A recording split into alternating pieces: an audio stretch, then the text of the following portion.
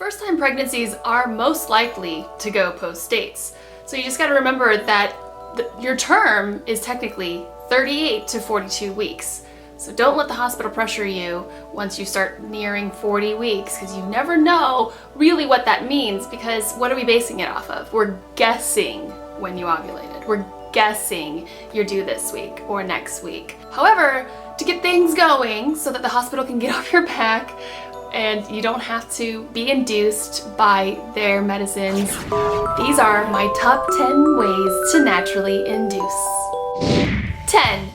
A bumpy car ride. Gravity works. You know, you got baby bouncing around in there and just pressing up against that cervix, and with every bounce, giving it another hit into the cervix to try to get your body to just say, let's get going. Baby one's out. 9. This isn't necessarily a way to induce.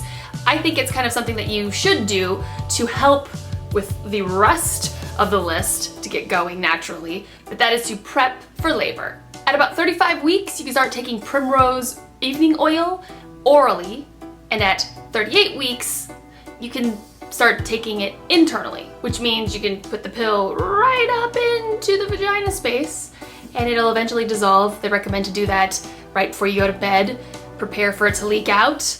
And that oil is supposed to help soften the cervix. And I'm just gonna toss this in with it as well, as raspberry leaf tea.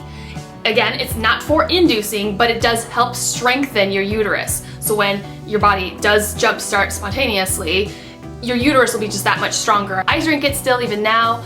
It doesn't hurt to even take it on a regular basis, but around 37 weeks, whenever you want, really, just start taking it regularly. Start drinking lots of raspberry leaf tea and strengthen that uterus and get ready for some spontaneous labor, people. 8.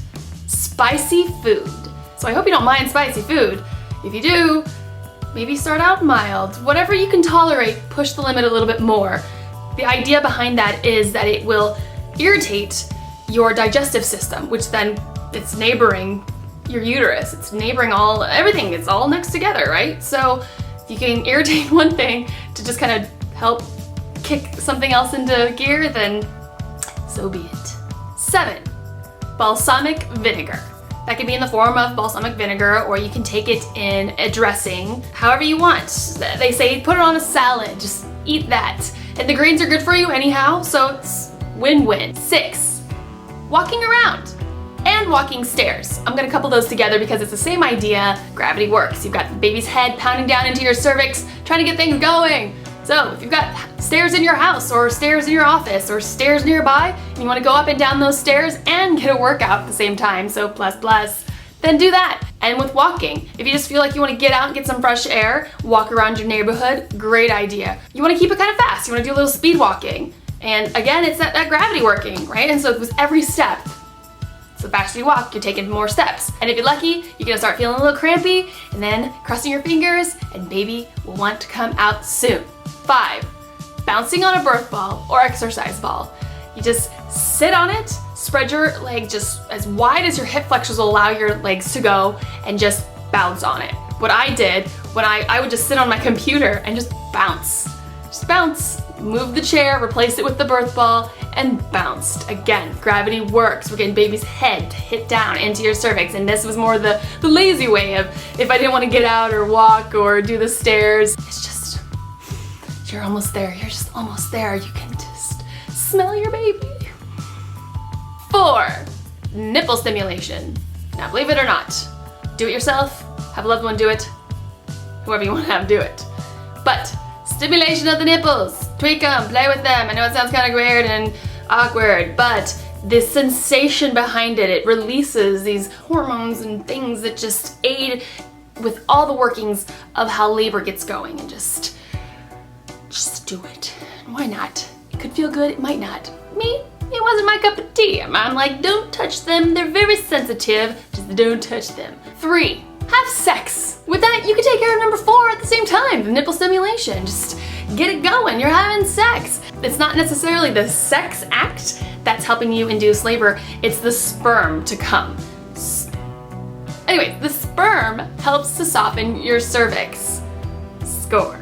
Anything to get things moving along. That's the theme of this video. Induce labor naturally. Let's get it moving along. And with sex being brought up, that leads me to number 2, orgasm. Have an orgasm. So if you're having sex, have an orgasm. Let's make this sex very productive. Nipple stimulation, sperm inside, and an orgasm. It really gets things contracting in there, and also releases like oxytocin. Who doesn't like to have the big O?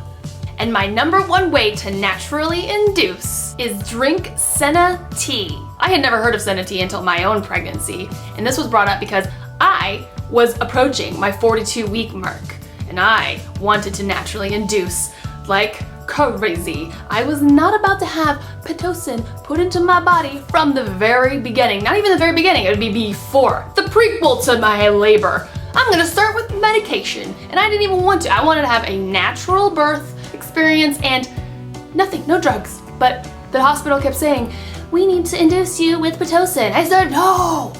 So it was brought to my attention of this existence of senna tea, which is a laxative tea. And I want to put a disclaimer, you are not to take senna tea if you don't really need it for laxative reasons. Don't take it as a dietary supplement. I say this is my number 1 because I tried everything I just listed, and my body was about to start. It was getting there. I was so close, you guys, so close. But everyone is different. For me, it was either coincidence or the senna tea. The idea behind the senna tea is that aggravating of the digestive system. And it actually helps when you're pregnant, right? You're constipated. So it's kind of another win-win. So it helped me to go, and it also, in upping the dosage of it, my body was definitely irritated. It was very upset that this was happening inside there. I had gotten diarrhea, this is what's gonna happen. But diarrhea is a small price to pay to get baby and spontaneous labor naturally without drugs. 2 through 10, just kind of try those out first. If those don't work for you, hit up number 1, and you might have some pretty good odds of getting that labor jump started. Well, there you have it. If your due date is around the corner, I suggest you try everything that I've just listed. I'm doing this like as if they're listing right here, but they're not. They're just already been watched. And I want to say congratulations to those of you that are expecting your new bundle of joy. It's so amazing. If you're a first-time mom, don't worry, everything will be fine. I want to reassure you, your body knows what to do. Please trust yourself. Don't let any of the medical field tell you how it's supposed to be done. And bottom line, even natural inductions may not work. And what that says and speaks to you is that your baby just isn't ready to come out. I went 42 weeks to the day Alex was born. Now, I could have gone farther past, and honestly, I felt in my heart she just wasn't ready to come out. And that is why we were at 42. And 42, I could have been at 41 realistically. I could have been at 40 and a half realistically. Who knows? I could have been at 39. But you go in for your stress tests and your fetal diagnostics, and if everything's looking good, baby looks good, the calcium levels of your placenta looks good, the amniotic fluid levels look good, what's the problem then? Now, if the doctor is saying that there's something wrong with your specific baby is deteriorating in some way, or they foresee something, I mean, you just gotta take it case by case. Everyone is different. These are ways to naturally induce when mom and baby are good, when everything looks good. So please take upon the advisement of your medical professional if you are having issues. Don't listen to me in regards to baby not being ready, because that is a whole separate subject matter. I'm speaking purely on a good baby, good pregnancy, normal, everything's going dandy, and the hospital's telling you, induce, induce, induce. And in my experience, I was past 40 weeks and the hospital was really putting on the pressure to chemically induce. I didn't want to do that. I kept going to my tests every other day, and baby looked great. She was wonderful. And until there were any other reasons to tell me otherwise to get her out, she wasn't ready. To me, she was not ready to come out. I felt great. The doctors and nurses are telling me everything inside is functioning wonderfully and baby is great. So what's the problem? And the reason I keep stressing this is just simply for that fact that I could not believe how much pressure I was receiving, and baby looked fantastic still. So just breathe, relax, because that extra stress is going to not benefit you in any way. It will keep baby inside longer. And I think that was probably why I went even up to 42 weeks. I was freaking out. I've never experienced this, first time mom, and the doctors are telling me this is what I needed to do, and we trust them, right? But I've learned that it's not really the case when it comes to birthing moms, they don't really have our best interests at heart, sad to say. Understand all the facts, understand your body and your baby, and go from there. And I wish you all luck. Congratulations again, and you guys have been fabulous. Thank you for watching this video. And if you're a subscriber, I heart your faces. If you're not a subscriber, I would suggest you subscribe because I'm going to be doing more top 10 lists, things that you don't need, do need, all that stuff, good and bad, real, raw, honest, right here on my channel every Monday. So come back, tune in, and check it out. Get all the good information, and I'll see you guys next time.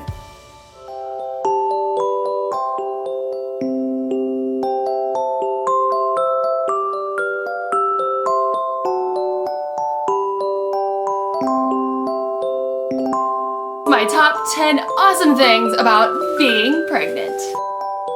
These are my top 10 grossest things about being pregnant.